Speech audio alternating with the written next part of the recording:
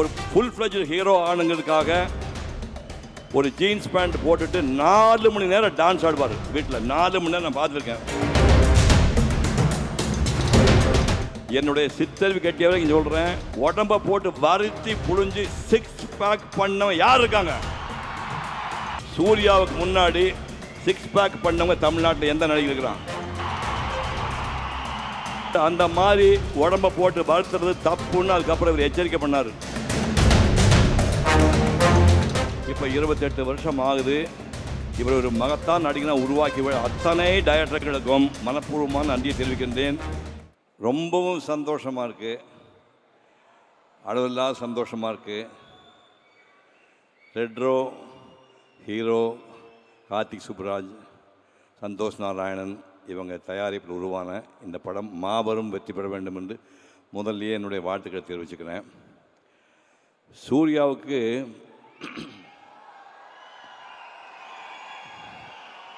பதினேழு வயசு. Send beads ஸ்கூலில் ஃபைனல் இயர் படிச்சுட்டு இருந்தார். இப்போ வீட்டுக்கு ஒரு ஜோதிடர் வந்தார், சொந்தக்காரர் தான், ஜோதிடர் வந்தார். 2 பசங்க ஜாதகத்தை கொடுங்க அப்படின்னாங்க. சூர்யா கார்த்தி ஜாதகத்தை கொடுத்தான். பார்த்துட்டு இந்த பையன் கலைத்துறையில் பெரிய ஆள வருவான் அப்படின்னாரு. சூர்யாவா கார்த்தியா அப்படின்னேன். இல்லை சார் பெரிய தம்பி தான் அப்படின்னாரு. காலையிலேருந்து சாயங்காலம் வரைக்கும் 4 வார்த்தை தானே பேசுவான் அந்த பையன், அவன் கலைத்துறையில் வருவான்னு சொல்கிறீங்க. ஒருவேளை டைரக்டராக வருவானோ கார்த்தி சுப்ராஜ் மாதிரி, இல்லை கேமராமேனை வருவானா?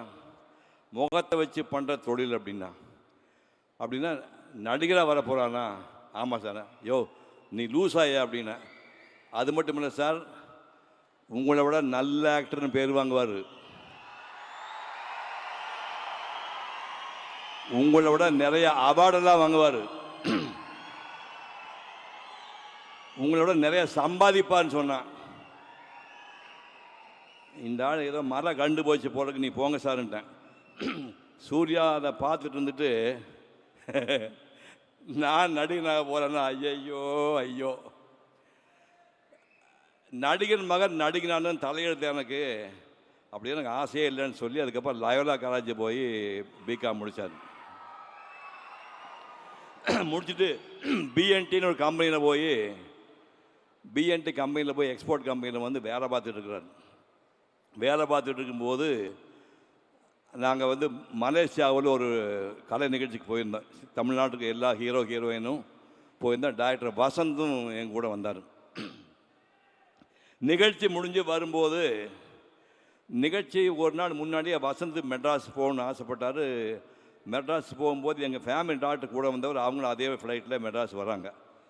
சூர்யாவுக்கு ஃபோன் பண்ணி, நம்ம ஃபேமிலி டாக்டர் வராருப்பா, நீ ஏர்போர்ட்டு போய் ரிசீவ் பண்ணி வீட்டில் ட்ராப் பண்ணு சொன்னேன். சூர்யா வந்து ஏர்போர்ட்டுக்கு போயிருக்காரு. டைரக்டர் வசந்த் அதே ஃப்ளைட்டில் வராரு.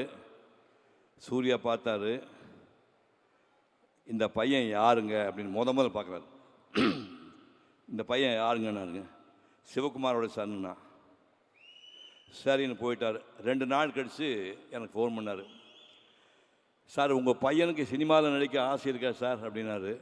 சத்தியமாக ஆசை கிடையாது, சுத்தமாக ஆசை கிடையாது. அதனால ஒரு டெக்ஸ்டைல் கம்பெனியில் வந்து வேலை பார்த்துட்டு இருக்கிறாருண்ணா. நான் பேசி பார்க்கட்டுமா சார்னாரு. பேசி என்ன பிரயோஜனம், கண்டிப்பாக நடிக்க மாட்டான் அப்படின்னா. இல்லை சார் நான் நேரில் பேசி பார்க்கணும். ஒரு நாள் காலையில் 7 மணிக்கு அவர் கம்பெனி கிளம்புக்கு முன்னாடி வந்தார். 2 பேர்த்தை அறிமுகப்படுத்தி வச்சேன். தம்பி உனக்கு சினிமாவில் நடிக்கிறதுக்கு ஆசை இருக்கா? ஐயோ பயமாக இருக்கு சார். என்ன ஏன் பயம்? 25 வருஷமாக உங்கள் அப்பா சினிமா நடிச்சிட்டு இருக்கிறாரு, அவர் உங்கள் வீட்டிலே இருக்காரு, அவர் பார்த்து பயப்படுங்க நீ? இல்லைங்க எனக்கு சினிமா பற்றி ஒன்றும் தெரியாது, எங்களுக்கு எதுவுமே தெரியாத பையன்தான் வேணும் அப்படின்னு கூப்பிட்டாங்க. 3 நாள் யோசனை பண்ணார். ஒரு அட்டம் பண்ணி பார்ப்போம், ஒர்க் அவுட் ஆச்சுன்னா பார்ப்போம், இல்லைன்னா பழையபடி கம்பெனிக்கு வந்துடலாம்னு சொன்னார். மேக்கப் டெஸ்ட்டுக்கு Mani Ratnam producer, Vasanth sir director, makeup டெஸ்ட்டுக்கு கூட்டிகிட்டு போகிறாங்க அந்த பையனை. நான் ஃபோன் பண்ணி மணிரத்னகிட்ட பேசினேன். சார் சிவகுமார் பையன்னு நீங்கள் ரொம்ப கற்பனையெல்லாம் பண்ணி எதிர்பார்த்துடாதீங்க, சினிமா பற்றி எதுவுமே அவனுக்கு தெரியாது. அவன் 22 வயசு வரைக்கும் மெட்ராஸ் கூட என் ஷூட்டிங் எதையுமே பார்த்ததில்லை. நல்லா ஞாபகம் வச்சுங்க, மெட்ராஸில் என் ஷூட்டிங் சூர்யா பார்த்ததே கிடையாது. நீங்கள் மேக்கப் டெஸ்ட் பண்ணி பார்த்து ரொம்ப எதிர்பார்த்தேன் சார், உங்கள் பையன் ஏமாற்றிட்டேன் சாரி அப்படின்னு திருப்பி அனுப்பி ரிஜெக்ட் பண்ணிங்கன்னா அவன் லைஃப் வீணாக போடு, இப்போவே அனுப்பிடுங்கண்ணே. We have 200% confidence in him, will take care of him அப்படின்னு சொல்லி டெஸ்ட் எடுத்து ஓகே பண்ணிட்டாங்க. நேருக்கு நேர் படம் ரிலீஸ் ஆச்சு. அந்த முதல்ல கேட்டீங்கல்ல, அவள் வருவாளா அவள் வருவாளா பாட்டு, அந்த பாட்டு ஷூட் பண்ணியாச்சு. அந்த படத்தை பார்த்து டைரக்டர் ஒரு வார்த்தை சொன்னார், இந்த க்ளோஸ்அப் இருக்கிற சூர்யா கண்கள் வந்து தமிழ்நாட்டுக்கு பெண்கள் தூக்கத்தை தொலைக்கக்கூடிய கண்கள். டேய், இந்த கண்கள் தமிழ்நாட்டு பெண்கள் தூக்கத்தை கலைக்க போகுதுடான்னு சொன்னார்.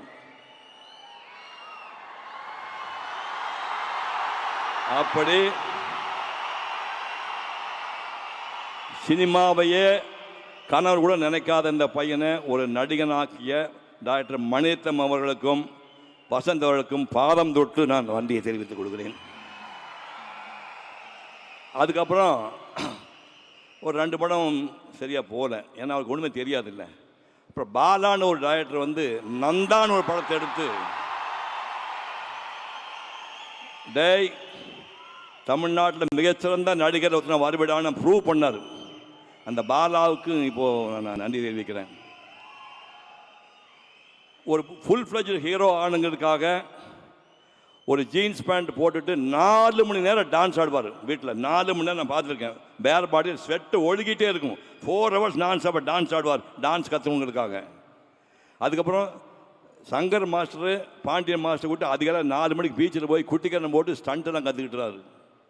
என்னுடைய சித்தறிவு கட்டியவரை இங்கே சொல்கிறேன், உடம்பை போட்டு வருத்தி புழிஞ்சு 6 பேக் பண்ணவன் யார் இருக்காங்க?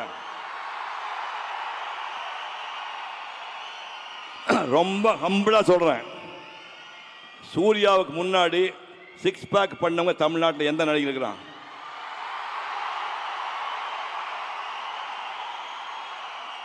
இல்லை, அதுக்கு அப்புறம் யாரா பண்ணியிருக்காங்களா? கார்த்தி பண்ணியிருக்கானா? சார் 6 பேக்னு ஒன்று இருக்கின்றதே எனக்கு அவரை பார்த்து தான் சார் தெரியும். பட் அந்த மாதிரி உடம்பை போட்டு வளர்த்துறது தப்புன்னு அதுக்கப்புறம் இவர் எச்சரிக்கை பண்ணார். இந்த மாதிரியெல்லாம் பண்ணி இப்போ 28 வருஷம் ஆகுது. இவர் ஒரு மகத்தான் நடிகனாக உருவாக்கி அத்தனை டைரக்டர்களுக்கும், கார்த்தி சுப்ராஜ் உட்பட அத்தனை தயாரிப்பாளர்களுக்கும் மனப்பூர்வமான நன்றியை தெரிவிக்கின்றேன். இந்த ரெட் ரோஸ் படம் மாபெரும் வெற்றி பெற உங்கள் பேராதரவு வேண்டும் என்று கேட்டு விடைபெறுகின்றேன். நன்றி, வணக்கம். செய்திகளை உடனுக்குடன் தெரிந்து கொள்ள உடனே சப்ஸ்கிரைப் பண்ணுங்க.